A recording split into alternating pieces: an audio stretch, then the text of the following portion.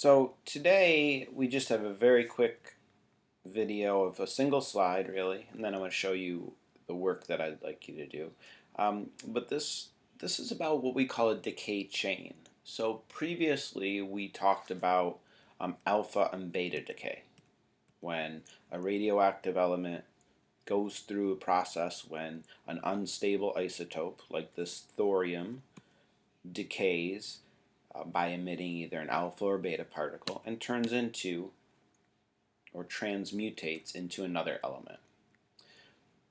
But oftentimes, radioactive isotopes don't directly decay into a stable isotope. Often, whatever they decay into also is unstable, which decays into another isotope, which decays into another isotope. When that happens, what we have is something called a decay chain. It's a chain of radioactive decays that eventually ends in something that is stable, in a stable isotope. So it's a whole series of decays between the parent isotope and a final stable isotope. So there's several different types of decay chains. Okay, and I'm just going to show you, this is an illustration that shows the radioactive decay of thorium-232. Okay, so this is thorium-232, and rather than just decaying into some stable daughter isotope, it goes through a series of several decays until eventually reaching a stable isotope. So to begin with this decay chain, we have thorium-232, which goes through an alpha decay, which you see here. There's the symbol for alpha, becoming radium-228. That is also unstable. It goes through a beta decay to actinium, which goes through another beta decay, which produces thorium again, which goes through an alpha decay to radium, and alpha, alpha, alpha, beta. Now you'll see something a little different here. You see two arrows. What that means is that sometimes this bismuth might decay into, go through an alpha decay. Other times it may go through a beta decay. But eventually the end final stable product is lead-208.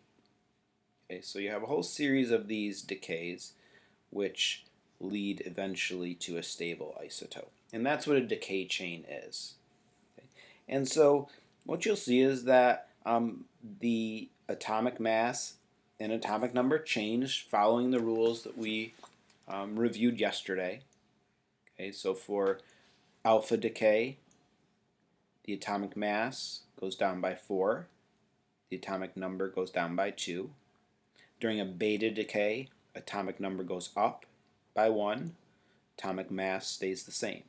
And so we can trace through this pathway until we eventually end at that stable isotope. And that's what the work that I want you to do today or over the weekend is following through a decay chain. And I'm going to show you what that looks like here. So this is the sheet that you're going to be doing. Okay, this is showing a uranium-238, we could see here. Uranium, atomic mass 238, atomic number 92. And what we're going to do is we're going to follow the decay chain of uranium-238. And so this uranium-238 is going to go through 14 different decays. Going to go through, and they're listed here, 1 through 14. So the first one, it's going to go through an alpha decay. So when uranium goes through alpha decay, we follow the steps like you did yesterday. It emits a helium nucleus, this alpha particle, and turns into thorium-234-90. Okay. So we've done this first decay chain. So you might want to just cross it off. That thorium-234, then we're going to bring it down here for the second decay. Now the second decay is a beta decay, as you can see up here. So when thorium-234 goes through beta decay, it emits a beta particle, which we see here. Its atomic mass stays the same. its atomic number goes up by 1. So it turns into palladium 91. So you're going to need your periodic table to do this. You're going to have to look up a bunch of elements. And you're going to then continue on this decay chain. So we've done the second one. So in this third one, you're going to have this palladium 234 go through beta decay and fill in the results here. Then take that. Number 4 is an alpha decay. And just continue this out until you get to the 14th decay, the final alpha decay. It's on the second page. And that would be the stable isotope that comes about after uranium-238 goes through this decay chain. Okay? I'm going to be posting the assignment, and also I'll be posting the key. So do this worksheet. Okay?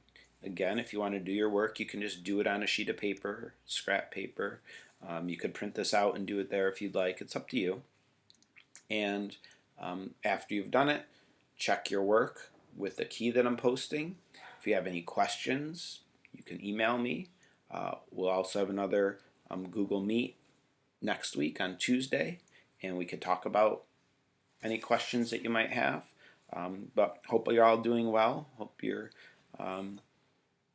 staying inside, okay, social distancing yourself, and I hope you have a wonderful weekend. All right, take care, everybody.